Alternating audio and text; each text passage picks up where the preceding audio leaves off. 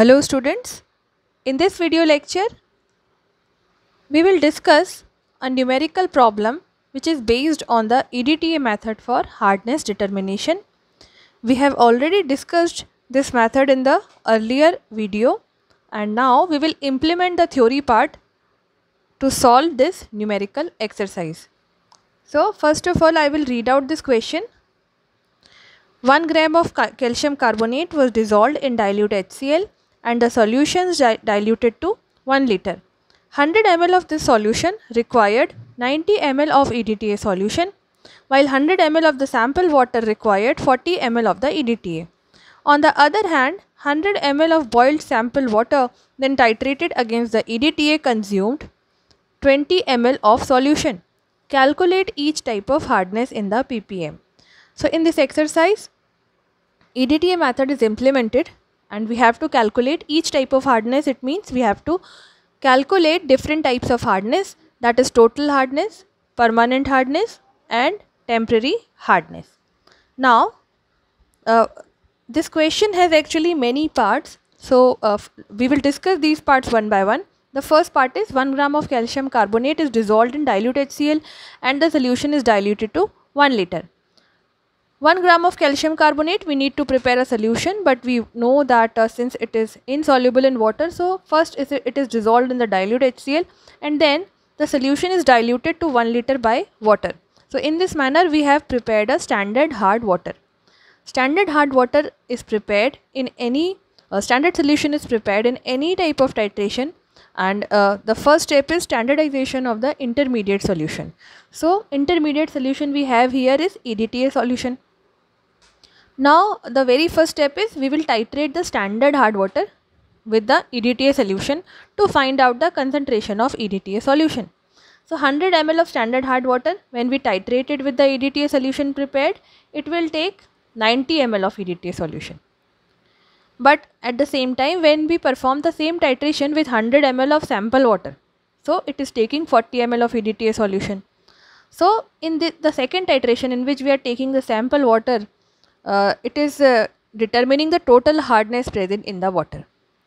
Now another step is involved here, that is the water sample is boiled, cooled and then filtered, and then the 100 ml of this boiled water sample again titrated, and this consumes 20 ml of EDTA solution. So this is actually representing the hardness that is remained after boiling in the water, and we call it what? Permanent hardness. So after boiling, temporary hardness is removed and we are determining here the permanent hardness. So you will get the total hardness and permanent hardness. At the end of the exercise, we will determine the temporary hardness. So now we will start solving this. So standard hard water solution that we have prepared by dissolving 1 gram of calcium carbonate in 1 liter. So what will be the concentration? 1 milligram of calcium carbonate per ml of solution. Now we will calculate the normality, or you can say the concentration of EDTA. So standardization of EDTA is what? When we titrate the standard hard water with the EDTA solution. So standard hard water we are taking 100 ml and we are taking after the titration at the end point, we came to know that it consumes 90 ml of EDTA solution. So it means that 1 ml of EDTA is equivalent to 100 upon 90 milligram of calcium carbonate. So this is actually we are determining the equivalent of calcium carbonate in terms of EDTA. So calculation of EDTA is done here and we have standardized the EDTA. Now moving forward,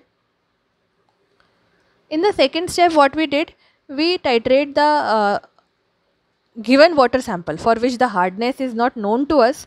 So we titrate this unknown water sample, we take 100 ml of this unknown water sample, and when we titrate it with the EDTA, it consumes 40 ml of the EDTA solution.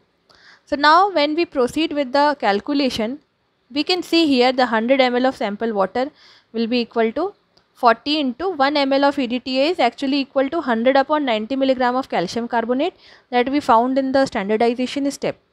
So 100 ml of the sample water is equivalent to this much of calcium carbonate, and therefore if we calculate the same for 1000 ml of the sample water, what will happen? we will get the concentration of calcium carbonate in 1 liter of sample water, and this is what? This is actually the total hardness of water sample that we determined in this step.